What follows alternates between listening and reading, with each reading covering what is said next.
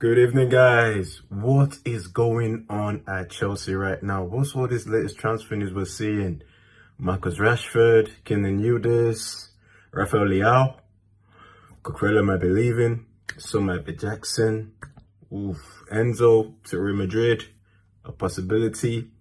What is going on? Well, we're going to cover it on this episode. Once again, guys, welcome to Deep Into the Blues podcast. My name is Tunde and I'm your host. So let's dive right into it. So firstly, we're talking about Marcus Rashford, the United player who was on loan at Barcelona last year. He had a wonderful season at Barcelona, playing in La Liga, playing Champions League. He's got some wonderful goals. I remember seeing some against Newcastle in the Champions League. So Joe Cole has actually said Chelsea should go for Marcus Rashford. You know what? That's actually not bad. Because his experience is Premier League proven. He's played at the top level for the last 9 years. I think he made his debut at the age of 18 for United. Yeah, I remember him scoring in that Manchester derby and in a match against Liverpool. And then, since then his career has been up and down, fluctuating left and right. So, but I would take him actually. It'll be a decent option up top and on the left wing. I won't lie, it's definitely better than all the options we've got on the wing. Better than Neto, better than Garnacho, better than Gittens. Honestly, Marcus Rashford, I'll take him. But would United want to sell to a rival? Maybe. They don't mind selling. I mean, they sold Garnacho, so... But we didn't want to... I mean, that's Garnacho, but we didn't want to sell Rashford, though. Rashford is slightly better. He's better than Garnacho, so maybe they wouldn't. But let's see. I hope Chelsea go for him. It's definitely the kind of signing we need. It would definitely add goals. It would add a lot of pace, flair to our attack. You put Rashford on the left, Esteval on the right, and then you got João Pedro and Palmer. Overall, I think that's a very good front four to challenge for top four next season under Alonso. And I think Alonso can get the best out of him. So, what do you guys think? Let me know in the comments. Also, the next one is Kenan Yildiz. What do we think? There's a lot of news flying around about the Turkish superstar. Obviously Turkey in the World Cup right at the moment. They're gonna go play in their group against USA, Paraguay, and Australia. That should be decent for them. I think USA will pose more of a threat for them. But for me, I think Kenan Yildiz definitely a good signing. But Juve would definitely want loads of money. Italian clubs, we know how they operate. When they have a superstar in their hands, they will want to milk you for every single penny you've got. Lukaku, for example, and some other signings. I think Morata. No, sorry, we signed Morata from Real Madrid. We didn't sign him from Juve. But there has been some signings from the Serie A whereby, they've milked English clubs dry with top dollar. So you'll probably go for like 80, 90 mil. So would you go for him? Another winger from the Serie A that is available is the Portuguese winger, Rafael Leao from AC Milan. He said he wants to leave AC Milan. He's looking for a new challenge and he wants to come to the Premier League. Should Chelsea be jumping on it?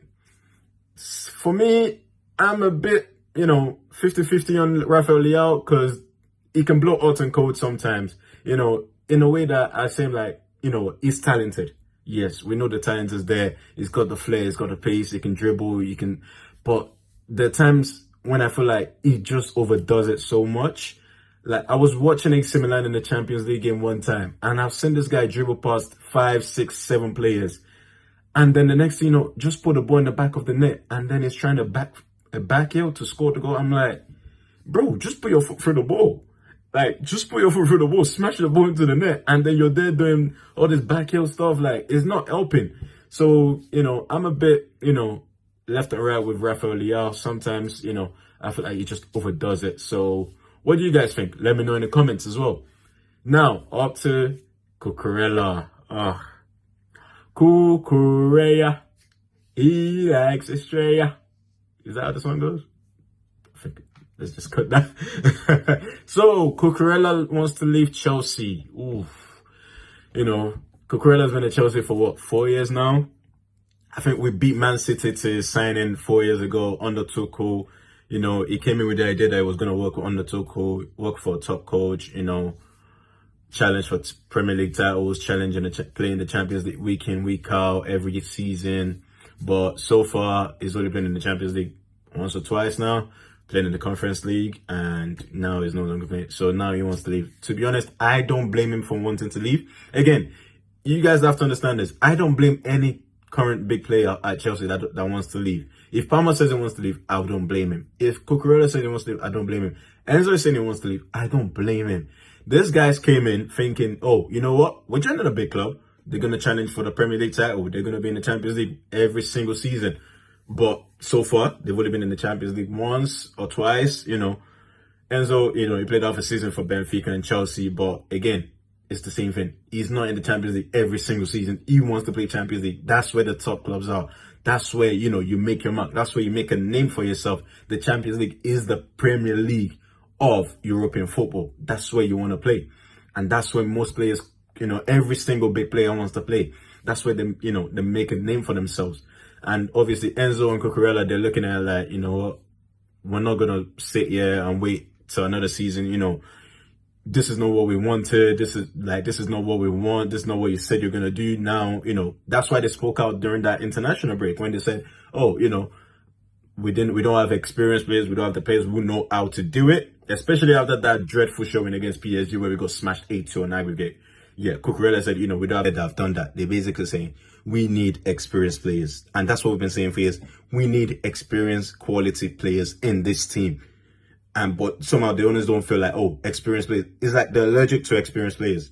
Like this season, I think the stats is Chelsea are the only team to not play any players over the age of 30.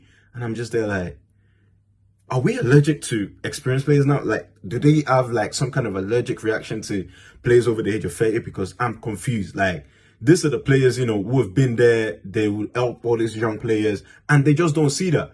And I think one Chelsea fan that told me before, like, the biggest mistake we made last summer was winning that Club World Cup, because when we won it, I feel like our owners got comfortable. They were like, yeah, we've arrived. You know, they started talking about, oh, clearly we're building the best team in the world.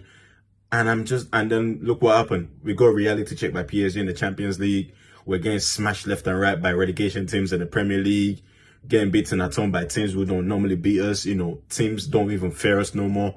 So all of a sudden, everything is now coming out and you're like saying that, oh, it's not going the way we planned. Well, it's not going to go the way you planned because why? You just got a bunch of kids. Fine, these kids are good, they're talented, you know, they're going to develop, but they're not going to develop to that level that you need them to be at if you don't put the right support system in place. And that's the mistake they've made throughout this last 4 years. What, spent 2 billion and all of a sudden, you know, all of a sudden, it's not looking good, is it? So now the question is, where's the money going to come from to get the experienced players we need to improve for next season? Now, that's the big question. Where's the money going to come from?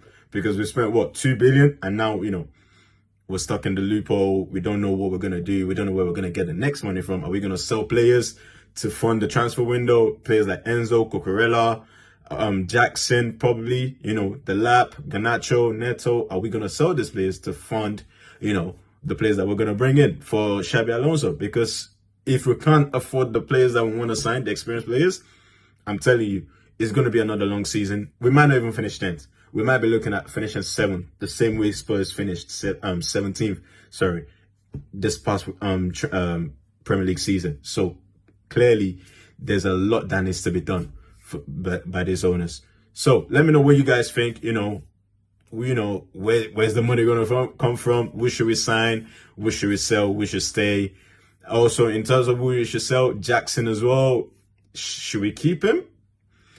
I would say we can keep him as a backup to João Pedro. He's also another decent option like Marcus Rashford. He can play on the left. He can play as a striker. I think he's coming back off a very good season at Bayern Munich, if you ask me, because he was playing backup to Harry Kane. So he clearly had time to learn from the best striker in the world, you know, who scored 36 goals in the Bundesliga. I think he finished with 50 plus goals and assists in all competitions.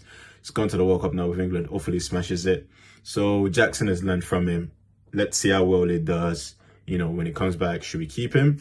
Maybe. I'll keep him just as a backup to João Pedro. We'll see how that goes. You know, he can play on the left as well. He's actually a better option on the of the left than Garnacho. So yes, I'll definitely keep Jackson. What should we sell? I think I covered this in the last video. Sell Garnacho, sell Neto, sell Gittens, all those players. For me, I want to see Enzo stay and I want to see Cucurella stay. Hopefully, we keep those players around. If not, it's going to be a long season and we're going to need to find decent replacement for them, because players like Cucurella and Enzo, they're not you can't find players like them in the transfer window. It's gonna be hard.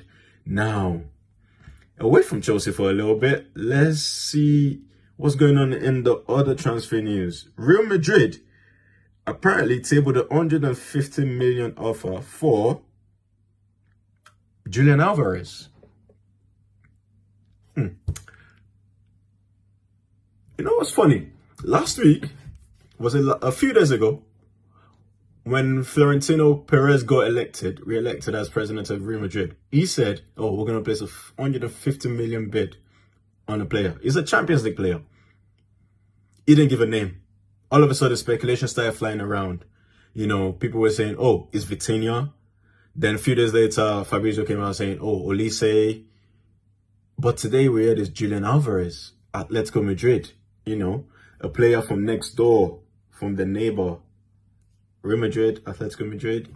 But Atletico Madrid are saying, you know, the news is not true. We don't know what is true. I think Florentino Perez was just playing a game here where he says, oh, yeah, this is just me flexing my power. Don't worry. I'm going to say, yeah, you know, we're going to bid 150 million on a player. Guess what? We did. Even if we get rejected, I don't think he wanted to sign him. I think he was just trying to flex. But, you know, it's a chess. You know, football is a game of chess at the end of the day. And, you know, Florentino Perez, you know, played his hand. So, hey, you can't blame him. He did what he had to do. So, what do you guys think? Speaking of which, Michael Olise, he scored a hat-trick yesterday for France. You know what? Yeah, it would have been a good signing for Chelsea, but, you know, salary and everything, this owner's trying to do, oh yeah, 120 million incentive. Nobody got time for that. So, let me know what you guys think. Once again, thank you guys for tuning in. My name is Tunde, and I'm your host. Hope you enjoyed this episode. See ya.